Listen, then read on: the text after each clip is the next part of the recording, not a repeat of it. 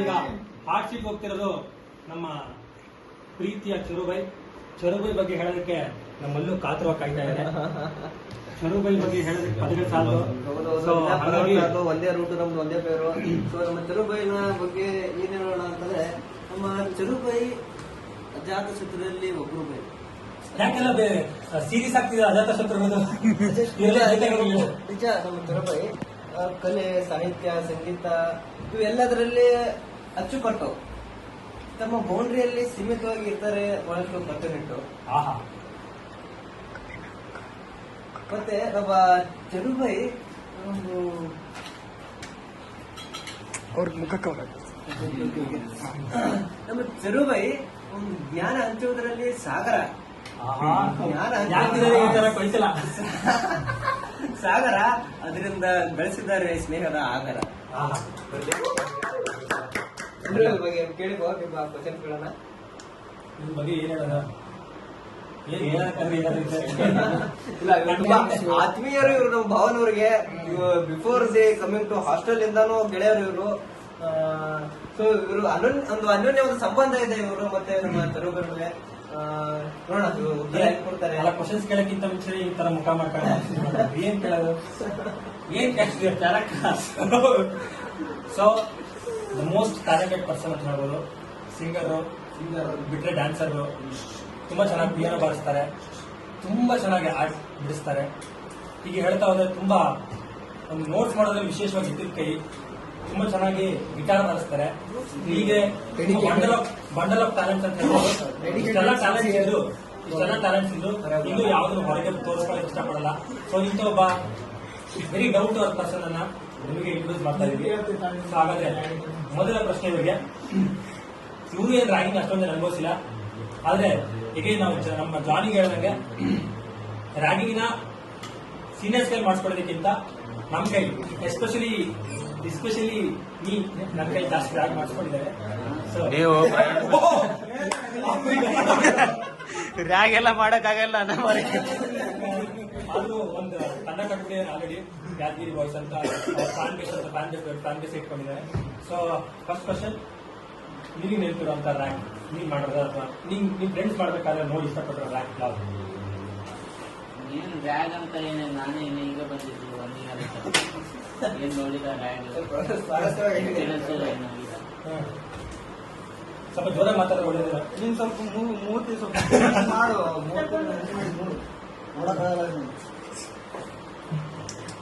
ಅಷ್ಟೇ ರ್ಯಾಂಕ್ ಬಗ್ಗೆ ಇಷ್ಟಪಡೋದ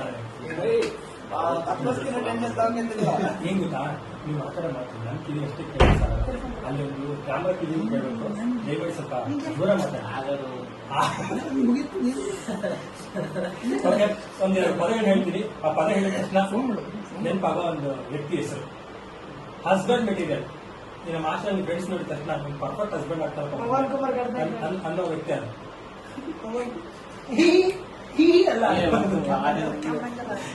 ಆನ್ಸರ್ ಮಾಡ್ಬೇಕು, ಎಲ್ಲರೂ ಆನ್ಸರ್ ಮಾಡೋದು. ಅಲ್ಲ, ಅವ್ನ ಹಸ್ಬೆಂಡ್ ಆಗ ಅಂತ ಹೇಳ್ತಾರೆ. ಬೇರೆ ಹಸ್ಬೆಂಡ್ ಆಗ್ತಾರಪ್ಪ ಅವ್ನ ಹೆಸರುಗಳಂತ. ನನ್ನ ಹೆಸರು ಹೇಳಾಗಿಲ್ಲ, ಅವ್ರು ಹೇಳ್ಕೊಡ್ತಾರೆ. ನಾನು ಗಂಡ ಹೇಳ್ತಿ ಓಕೆ, ನಾನು ಹೇಳ್ತಾ ಇರೋದು ಅವ್ರ ಕ್ವಾಲಿಟೀಸ್ ಎಲ್ಲ ನೋಡಿದ ತಕ್ಷಣ ಅವ್ರ ಕ್ವಾಲಿಟೀಸ್ ನೋಡಿದ ತಕ್ಷಣ ಹೆಂಡತಿ ಚೆನ್ನಾಗಿ ನೋಡ್ಕೊತಾರಪ್ಪ, ಒಂದು ಫ್ಯಾಮಿಲಿ ಮ್ಯಾನೇಜ್ ಅನ್ಸುತ್ತೆ ಅನ್ಸುತ್ತೆ. ಶಿವಕುಮಾರ್ ಅವರೆಲ್ಲ ಕಳ್ಳಾಟ ಆಡ್ತಾರೆ. ಅವರೆಲ್ಲ ಹಸ್ಬೆಂಡ್ ಮೈಂಡ್ ಅಲ್ಲ, ಮನೆಗೊಂದು ಹೊರಗೊಂದು ಇಡ್ತಾರೆ ಅವರೆಲ್ಲ. ಯಾರು ನಿಮ್ದೆ ನರೇಂದ್ರ ಚರಕ, ಸಚ್ಚಿದಾನಂದ. ಸರಿ ಬಿಡು, ಇರೋರು ಯಾರು ಹೆಸರು ಹೆಸರಲ್ಲೇ ಹೇಳೋದು ಕೇಳಿಲ್ಲ. ಸೊ ಹಸ್ಬೆಂಡ್ ಮೆಟೀರಿಯಲ್ ಅಂತಂದ್ರ ಮನೆಗ್ ಒಂದೇ, ಹೊರಗೆಲ್ಲ ನೋಡಕ್ ಹೋಗ್ಬಾರ್ದು. ಅವ್ರಲ್ಲ ಅವ್ರು ಅಷ್ಟೇ ಮೇಯೋದಷ್ಟೇ ಹಸ್ಬೆಂಡ್, ಮಂದಿವಲ್ಲ ಮೇಯೋದಲ್ಲ. ಸ್ಟೈಲಿಶ್ ಪರ್ಸನ್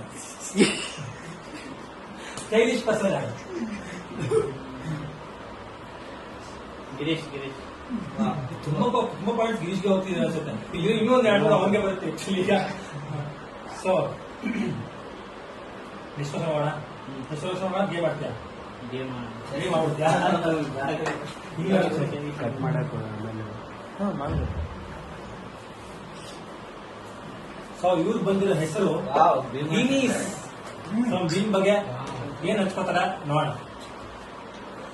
ಭೀಮಾಶಂಕರ್ ನಾವು 6th ಇಂದಾನೇ ಒಂದು ಸ್ಕೂಲ್ ಫ್ರೆಂಡ್ಸು.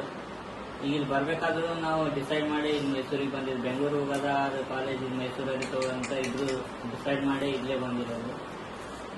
ಇಲ್ಲಿನೂ ಈಗ ತುಂಬ ಒಳ್ಳೆ ಜೊತೆಗೆ ಎಲ್ಲರೂ ಹೋಗ್ತೀವಿ, ಎಲ್ಲ ಎಂಜಾಯ್ ಮಾಡಿದ್ದೀವಿ.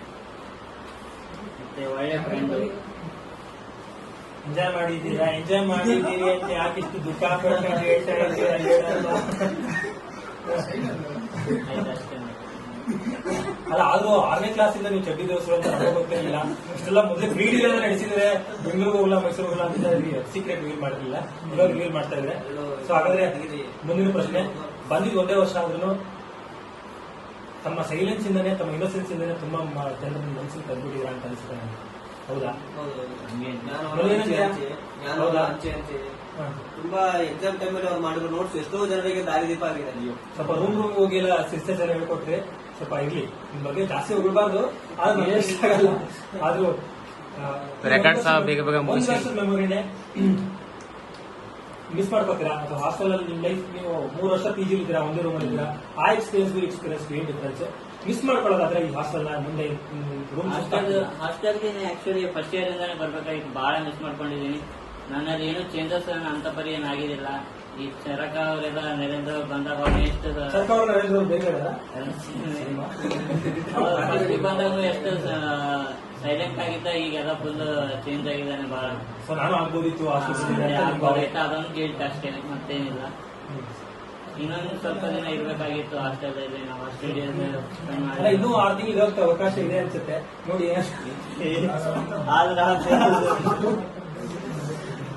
ಓಕೆ, ಮತ್ತೆ ಅಷ್ಟೇ. ಮತ್ತೆ ಮಿಸ್ ಮಾಡ್ಕೋತೀನಿ ಎಲ್ಲ ಫ್ರೆಂಡ್ಸ್ ಒಟ್ಟಿಗೆ ಇರೋ ಕಾಲೇಜಲ್ಲಿ ಅಷ್ಟೇ.